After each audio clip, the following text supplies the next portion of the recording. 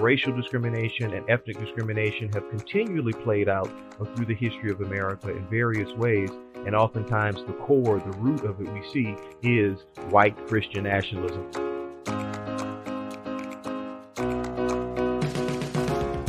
Welcome to Respecting Religion, a BJC podcast series where we look at religion, the law, and what's at stake for faith freedom today. I'm Amanda Tyler, Executive Director of BJC. And I'm General Counsel Holly Holman. Today we're going to welcome a special guest to the podcast to join us as we discuss race and religious freedom. It's a topic BJC is committed to exploring and understanding as part of our mission to defend faith freedom for all, and its significance to our mission has become more clear in our efforts to fight Christian nationalism. As we explore this topic, we're excited to hear from the Reverend Dr. J. Augustine. Hey, it's a pleasure to be with you. Great to have you here. And we're having our conversation during Black History Month, a time marked each year to celebrate the achievements and contributions of Black Americans. It's a good time for all of us to listen to and learn from Black leaders, theologians, and community members, those with us today and those throughout history. And of course, Black history is part of American history that we should always be willing to explore. February provides a yearly reminder to put that practice into intentional focus.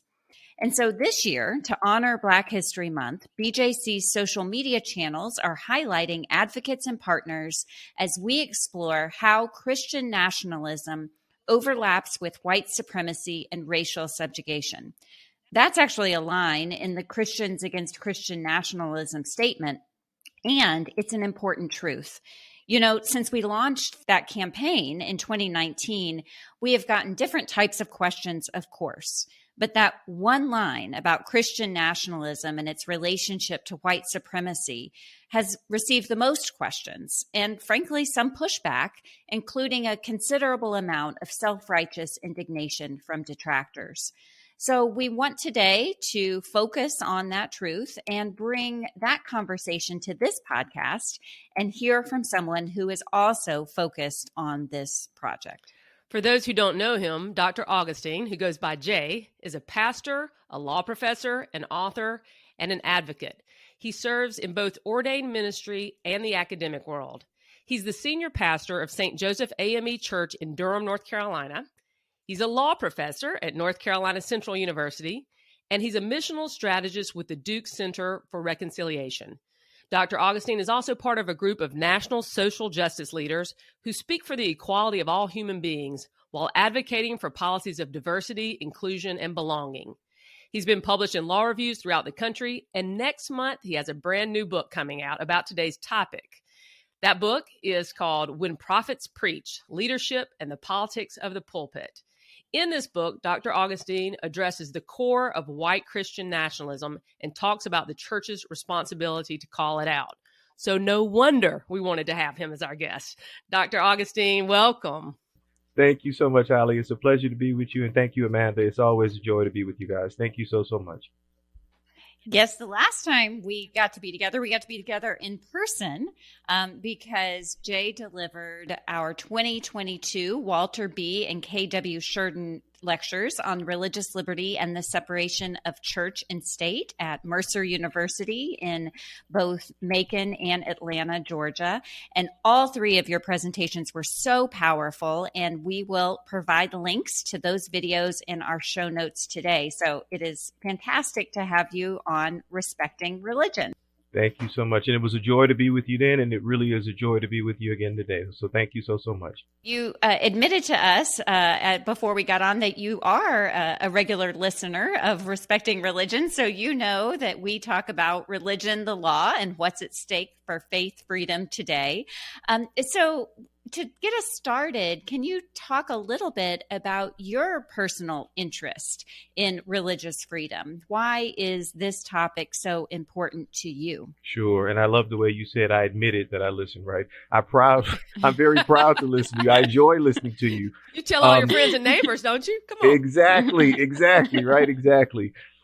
Religious liberty is something that I think has been important. I know has been important since the beginning of our civilization. It is something that is constitutionally ingrained in who we are, but it's something that has fallen short of receiving constitutional validity in practice. It is something that I feel is a part of assimilation, an attempt to fit in. Many people are denied the religious liberty that they otherwise want to exercise or would exercise. Oftentimes, the rights of people to express themselves freely are suppressed because of a dominant narrative. That narrative oftentimes is hand in hand with white Christian nationalism, but it's oftentimes hand in hand with subjugation or with prejudice. So religious liberty for me as an African American, I look to, and as someone who serves as ordained clergy in the Black church, in the African Methodist Episcopal Church in particular, I think about those who went before me. I think about those who were motivated by Jesus's love and liberation, opposed to a narrative of subjugation. Those who fought for rights for others. Those who founded educational institutions to make sure that opportunities would be extended where opportunities otherwise did not exist. So religious liberty means so many things, but for me, more than anything else, it means the ability to exercise one's true beliefs, not to be subjected by a dominant narrative, and to participate in society as one deems appropriate by one's own conscience. Well, Jay, I love how you said that it's constitutionally ingrained in us, you know, kind of a little play on words there about how we are born free, and we also have this tradition in our Constitution to seek freedom for all. As you know, BJC has been around for more than 8 decades, and we are constituted as a group of denominational bodies, but also includes individuals as well. And you know, part of our history is that we brought Black and white denominational groups together. Yet we recognize that we haven't always lived up to that, to understanding the different experience, the way Black and white Americans experience religious freedom. And so I wondered if you could say something about how you see this understanding of religious freedom being different for Black and white Americans in the Christian tradition. Absolutely. Oftentimes, and I will jokingly say this sometimes in the pulpit when I reference what we have seen perhaps in the last 40 years from our evangelical brothers and sisters, some who are much more conservative in the conservative wing of Christianity, if you will. I will oftentimes joke about, which Jesus do you serve? Which Jesus do you believe in? The Jesus that I serve as a Christian minister is one who believes in equality of all, one who advocated for equality of all, one who certainly was egalitarian in practice, one who embraced those who were pushed to the margins. And that is not the narrative we have often seen by some in the more conservative side of Christianity, particularly in leading up to the 1980 presidential election. Here with Jimmy Carter, obviously, the announcement coming that his final days are here. He's in hospice care. He's decided not to go back to the hospital, but to stay at home, and paying great respect to him with 1976 as the year of the evangelical, the year he was elected to the presidency, but to have those who were also self-described evangelical Christians to turn against Carter because he embraced a love and liberating side of evangelicalism, where he wanted to integrate, for example, Bob Jones University. He wanted to withhold funding from schools in the South that wanted to subjugate Blacks rather than accept Blacks, and rather than embrace the gifts and graces of Blacks. So there have been two very different sides of Christianity, if you will, at least for the last 40 years in the United States of America. I think over the course of the last few years in particular, as we have seen a narrative called Make America Great Again, I think there's been a great deal of buyer's remorse. I think some people have said, quite frankly, this is not what I signed up for, this level of polarization, this level of otherism, this level of racial and ethnic enmity. So for me, religious freedom has been about liberation. It's been about expressing rights. It's been about fighting for love, fighting for the opportunity to love who you want to love. And it's been about creating an America for all. And that is part of the history, I'm proud to say, that is deeply ingrained in the Black church, and something I do celebrate, especially in February as it's Black History Month. Well, that answer really points out how this is a continuing calling and struggle, right? And it also reminds us how the fight for religious freedom has to make room for this kind of conversation. Absolutely. You talked about a lot of the political polarization and the political use of Christianity. Do you think that there's some kind of vision of religious freedom that people need to engage in that has the possibility of bridging some of these divides? Sure. So I will say, as a very proud native of New Orleans, and here we are recording on what I call Lundi Gras, the day before Mardi Gras. I used to have a T-shirt that said, everywhere else it's just Tuesday, right? But we're recording on Lundi Gras, the day before Mardi Gras. I wanna give a nod to my hometown, and do like a preacher does and talk in metaphors. And the metaphor, the analogy I like to oftentimes use about people coming together for pluralistic perspectives or bringing diverse people together is gumbo. Gumbo to me is wonderful because gumbo is part of our American system of metaphors. Our history of using metaphors is much different than the melting pot of years past. The melting pot in years past suggested an assimilation in order to fit in.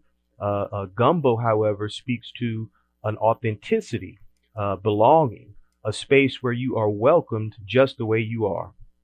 As I think about religious freedom, and I think about what I referenced earlier, constitutionally ingrained, but something that has not always manifested in practice, I think about the ability of people to be like gumbo, where shrimp can be shrimp, oysters can be oysters, crabs can be crabs. People can all come together and practice their respective faiths without having to try to assimilate to a dominant narrative in America that oftentimes, quite frankly, has been wrapped around Christian nationalism. It's been a conflation of cross and country that says people have got to behave a certain way, believe a certain thing, look a certain way in order to quote unquote fit in. That again, for me, is the metaphor of the melting pot of the past. Now, however, I really believe America is better, particularly from a religious liberty perspective, with a bowl of gumbo, where everybody can fit in and be their full, authentic selves. I like that, and I'm getting a little hungry. So I agree. That kind of conversation might be able to bring people together, and just recognizing that we are all created in God's image and we have these differences. But if we see that in ourselves and see that in others, there is at least the way forward to a religious freedom conversation that respects all people. Absolutely. Absolutely.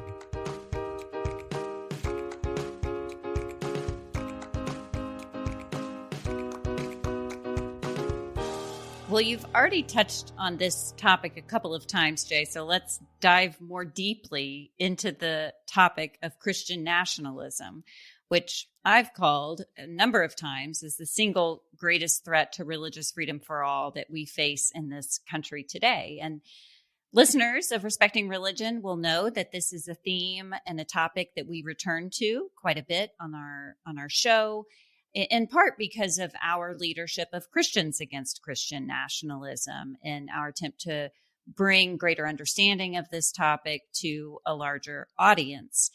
And so at Christians Against Christian Nationalism, whenever I talk about Christian nationalism, I think it's important to start with definitions. So at Christians Against Christian Nationalism, we define it this way. Christian nationalism is a political ideology and cultural framework that merges American and Christian identities. It's one definition. And so to start our conversation, I'd love to hear how you define Christian nationalism. And I think that is very fair. I think that's a very accurate definition. I see it as a conflation of cross and country that says there is a dominant a power narrative that is oftentimes rooted in white Anglo-Saxon Protestant practices. And if you are not within that category, then some way you are devalued or valued and less than those who are. And it's a question of where you fit in. When we think about America's history, particularly in immigration, it was oftentimes said that America is a country of immigrants. Well, when you think about that, people came to America, different peoples, different ethnicities came to America for different reasons. Oftentimes people practiced different religions. There were lots of Catholics that came that did not fit into the narrative of Protestantism. There were those who came that were Buddhists that did not fit into the narrative of Protestantism. There certainly were those who were Jewish that did not fit into the narrative of white Protestantism. So I certainly concur with the definition of Christian nationalism. It is one that I write about in the same regards. It's one that I certainly embrace in my practice as a pastor in calling the church to fight against and to speak against the narrative of Christian nationalism. Simply a conflation of cross and country, one that I believe has no place. And I do agree with you. It probably is the single most powerful threat we have to our domestic way of living in the United States of America. And I noted in that definition how implicit in your definition is this white-centric concept of American society and concept of belonging, full belonging in American culture, that it's not just being a Christian, but being a particular type of Christian, specifically a white Protestant Christian, which tracks with, of course, those who held power at the time of the founding. You know, even though we have this constitutional promise, as you've pointed out, we haven't lived up to that promise throughout our history. So at Christians Against Christian Nationalism, we acknowledge that Christian nationalism, and I'm quoting here, often overlaps with and provides cover for white supremacy and racial subjugation. You know, what do you think about how we've addressed that topic there? Is it fair? Is it enough? I think it's very fair, and I attempt to put a magnifying glass, particularly on my forthcoming book, and Holly, I deeply appreciate you lifting that up. When Prophets Preach draws distinctions with respect to racial discrimination and ethnic discrimination, and I want to be clear that they are not one and the same. Race, we know, is a social construct. It is based on immutable characteristic. When one looks at me and one sees me, one can say there is a black man because society says that someone with my physical characteristics is deemed as black, which goes back in history to say the opposite of white, and therefore it's less valued, so forth, so on. Certainly, white Christian nationalism has devalued blackness in America. There's no doubt about that. It's devalued others who are not white, devalued them less than white.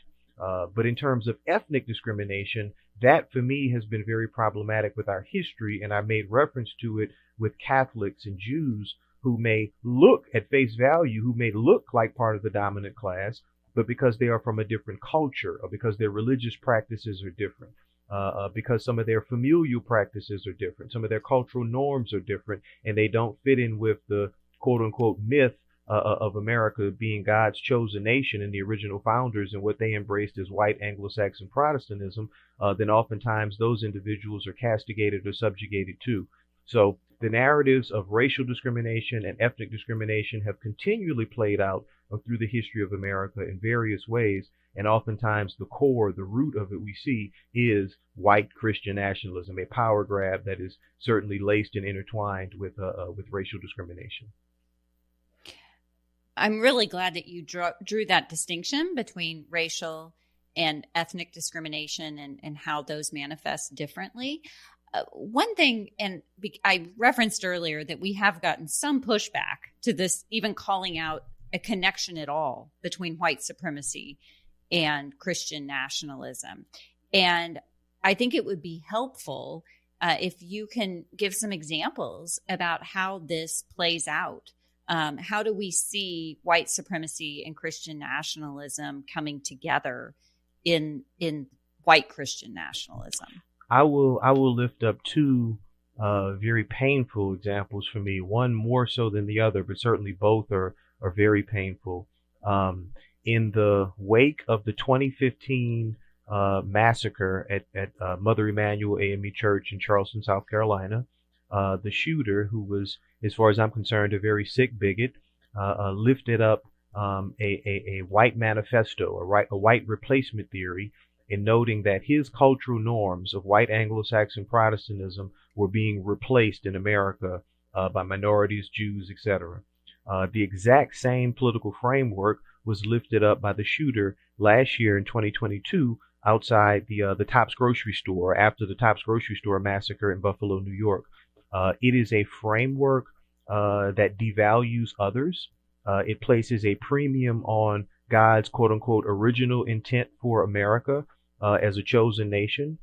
And again, those who don't fit in with that political framework, or those who don't fit in with that racial or ethnic framework, are deemed as less valuable, and consequentially still treated more like chattel than like people. That is very, very problematic, and it plays out over and over and over with the devaluation of certain groups. So those are just two examples that to me are deeply painful, but I think we need to lift up and elevate to talk about the examples that they are. I appreciate your vulnerability and sharing those horrific examples of what white Christian nationalism looks like in the hands of violent, deadly extremists. Absolutely. And it seems like, Jay, that as you point that out, and it's hard, you can't really deny that's what we have in those examples. But what Amanda was talking about in the pushback is I think that there's an impulse in some Christian circles just to say there's no way, Christianity can't be racist. So, you have this struggle that Christians don't want to be associated with that. And they just say that's, sick bigotry. There's nothing in Christianity about that. And yet we're faced with, this is what played out, that you had these examples of people mixing their understanding of Christianity and racism. And in your book, one of the responses that you call for is more prophetic preaching. How can that address this problem that we see in Christianity that we have to face? The role of prophetic preaching, the role of the prophet, is to envision a space of love and of liberation, perhaps that may not exist, but as my mother used to say, to call a thing, to call something out that needs to be called out and address it, not to hide from it, but to envision something, to share it with others, that this is something that should be, even though it does not exist, and to create a space where we move toward that. As I think about the need for prophetic preaching, let me lift up what I call the other side of Christianity, meaning not a side that is loving and liberative, but a side that is subjugating and a side that is rooted in racism, whether it's called racism or whether it just looks like racism in practice. When I think about 2017, a new administration came to Washington, and I think about the problems. They have been problems for years and years and years, but the problems with immigration, I think about a Sunday school teacher who happened to be the Attorney General of the United States of America, a devout Sunday school teacher who justified separating migrant children from their families at the U.S.-Mexico border by referencing Romans 13, the same scripture, or one of the same scriptures that was used to subjugate blacks and subjugate the Africans that were enslaved during enslavement in the South. That is absolutely horrific, but it is something that has been a part of Christian practice of devaluing and saying, here is the justification for it. No different than as an African American, I look back at the Genesis narrative, and I believe it's Genesis 9. There is the Hamitic hypothesis. Some call it the curse of Ham. Those who are of brown skin, those who are not of what we would say today, the white Anglo-Saxon persuasion, those who are of darker skin are cursed. That is one of the great myths that has been associated with Christianity that has absolutely no merit whatsoever. Jesus came to show love and liberation, and he showed it unconditionally to all peoples. The Acts narrative speaks of the disciples going throughout various parts of the diaspora, spreading Christ's love and liberation to all peoples, not in a prejudicial manner, not in a discriminatory manner, but in an indiscriminatory manner to all peoples. So we've seen two sides of Christianity over the course of American history, perhaps more pronounced in the public domain over the last few years because of the rise of white Christian nationalism. But there certainly is the need for the prophet to call a thing and to speak truth to power. That's excellent. It's both claiming what's in the faith and in the scripture, what we're called to do, and recognizing and being honest about our history and the failings of Christian voices in the public square. Yes. I couldn't agree more. And I will say, as someone who has been motivated by his faith, and I hate to say not just as a pastor, but being a pastor is something I love, but this was not my first vocation. It was not my first calling. My first calling was as a lawyer. For me, however, the two certainly merge, the two intersect, because both callings, the sacred and the secular, have been aimed at human empowerment and the fight for social justice and liberation for all. I'm a native of Louisiana, as I lifted before. Louisiana is so far in the deep South. I like to say you get any further south, you'd be swimming, right? So with all of the goodness I know that comes along with the gumbo, the beignets, and all the other wonderful things in New Orleans, I do recognize culturally where Louisiana is, and I recognize the history of where she was. As a lawyer, as a member of the Louisiana Bar, I oftentimes was engaged in school desegregation litigation, representing people who needed a voice, because the South has a rich history, a history that we can't always be proud of. My faith has compelled me to work as a lawyer.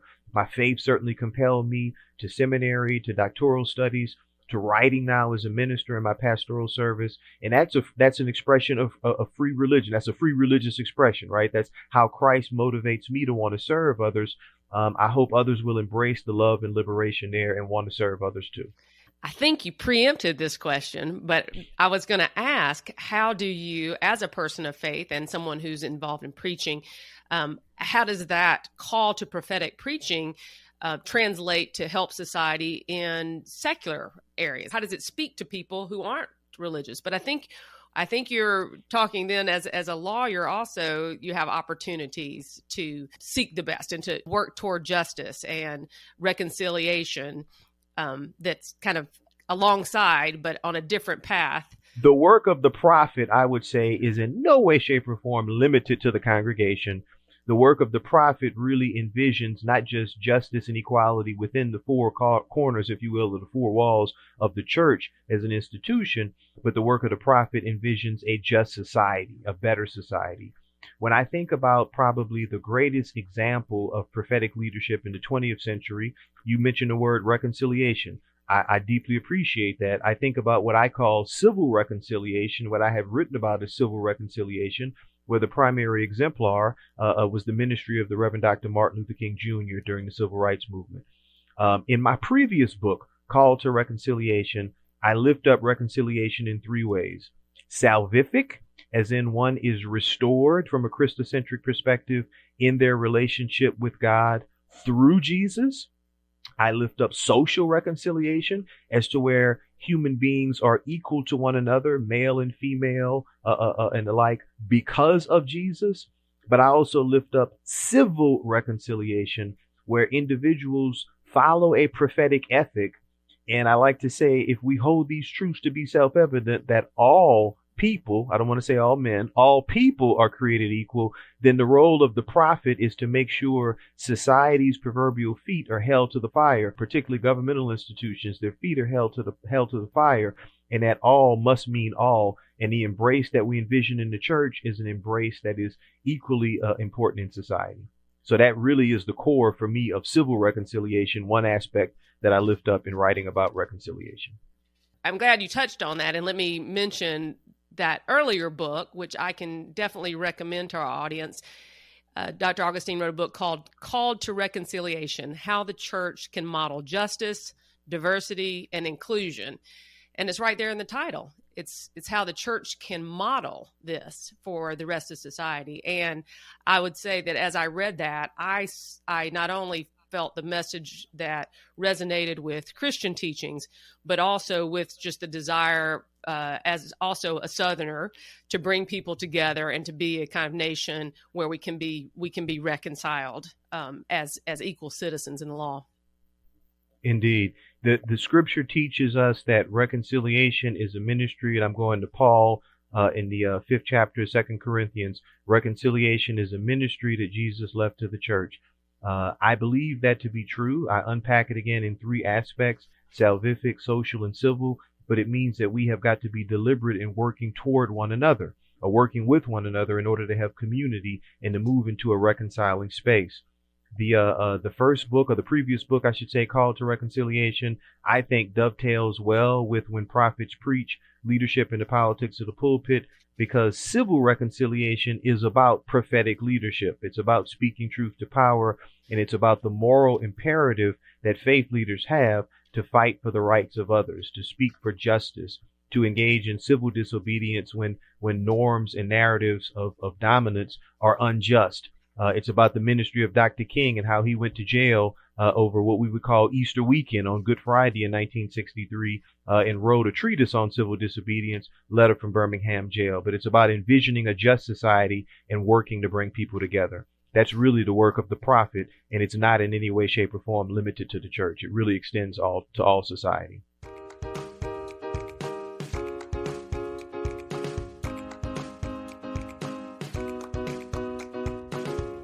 Well, in this final segment of our time together, Jay, I want to pick up on a theme that you have already touched upon, and that is, where do we go from here? How do we seek reconciliation? How do we work to dismantle white Christian nationalism?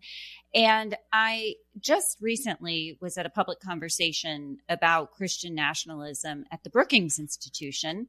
And one of the speakers and panelists was Dr. Jemar Tisby, who has also written quite a bit about Christian nationalism. And in his closing remarks to this question about what do we do, he had two things to tell the audience. Number one, go to Christians Against Christian Nationalism and check out their resources, for which I was very grateful that he pointed people to our resources.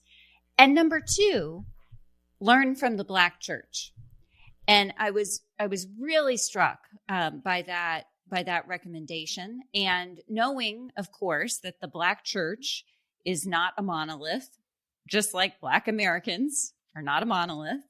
I wondered if you could speak to that. What can we learn from the Black church as we seek to write a new narrative about religious freedom in this country? What a wonderful question, and thank you so much for it. The role I see of the Black church, or the historical role it has played, has been one rooted in liberation, rooted in love, rooted in respect for all, and fighting for a just society for all. Fighting against discrimination, fighting against subjugation, fighting to embrace all people, because all must mean all. We've seen that through the church's practices and prophetic leadership. We've seen it through the church's implementation of what it believes through the founding of educational institutions to make sure opportunities are extended where they otherwise would not have been. More than anything else, though, I deeply respect what you all are doing in the information advocacy you share, the invitations you extend to others to learn more about things that they may not be aware of. A few years ago, certainly Christian nationalism was something that deep in academic laboratories, but it was not out in the public domain as much as it is now. And you all have done a wonderful job at BJC, a wonderful job of informing others about what Christian nationalism is. So I think information campaigns are also very necessary. I think when we look at the rise of anti-Semitism, particularly in recent years, and some very troubling alliances. We've seen some NBA players, I'm going to leave nameless. We have seen some popular entertainers, I'm going to leave nameless. Those that I'm thinking about are African American, and we have seen them engage in very anti-Semitic behavior, which for the life of me, I cannot understand, but I think they are doing that because there is an ignorance, if you will. I don't mean ignorance to being pejorative. I mean ignorance simply because it's ignorant. My mother used to say when I was a child, she said, son, there's nothing wrong with being ignorant because ignorance can be cured with information. Ignorance can be cured with exposure. But there's a dramatic difference in being stupid. Don't you ever be stupid, right? So my point here is that when you engage in information advocacy, you address ignorance because people are no longer ignorant once they know. And I think there's so much that you all are doing, so many wonderful things at BJC that you're doing. But I think there is a lot to learn from the example of the Black church, the example of embrace rather than pushing away or rather than castigating. We've not seen the Black church in a narrative where it has attempted to engage in vengeance. Instead, you've seen the Black church as an exemplar of Jesus's love in fighting for a space for equality where everybody can belong. Or if you choose not to belong, that's your right too. But the Black church has been at the forefront of that for America, and I'm really deeply grateful for the prophetic witness of the church.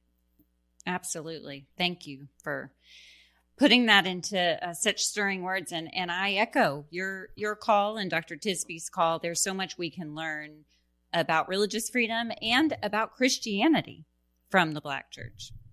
It is really a practice of embrace. Paul gets it right, I believe. Paul maybe says it best in Galatians in the 3rd chapter. I'm paraphrasing. Neither Jew or Greek, free or slave, male or female, but you are now one in Christ Jesus. That is the example that the Black church has lived out. And let me specify that oneness that Paul writes about. I don't believe that oneness is like is the assimilation of the melting pot I was talking about. I don't believe that's the oneness. I believe the oneness Paul is writing about is the elimination of dominance, not the elimination of difference.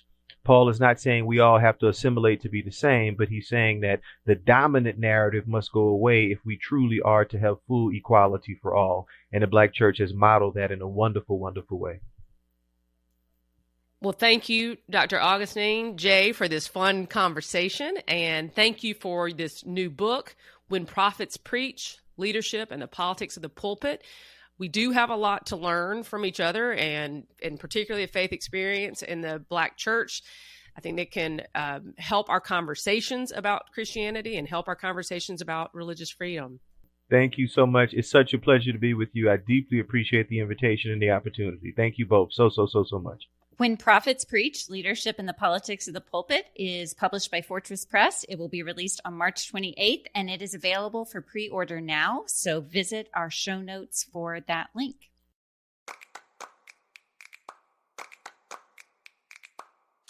That brings us to the close of this episode of Respecting Religion. Thanks for joining us for today's conversation. For more details on what we discussed, including links to resources, check out our show notes. We'll also have the link to pre-order Dr. Augustine's new book. If you enjoyed today's show, share this program with others on social media and tag us. We're on Twitter, Instagram, and YouTube at BJC on the Hill, and you can follow me on Twitter at Amanda Tyler BJC. Plus, as always, you can email both of us by writing to respectingreligion@bjconline.org. We love hearing from you. Thank you for supporting this program. You can visit our show notes for a link to donate to support this podcast and keep it free of sponsored content. And for more episodes, you can see a full list of shows, including transcripts, by visiting respectingreligion.org. We encourage you to take a moment to find out more about BJC and how we've been working for faith freedom for all since 1936. Visit our website at bjconline.org for a look at what we do in some of our latest projects. Join us on Thursdays for new conversations respecting religion.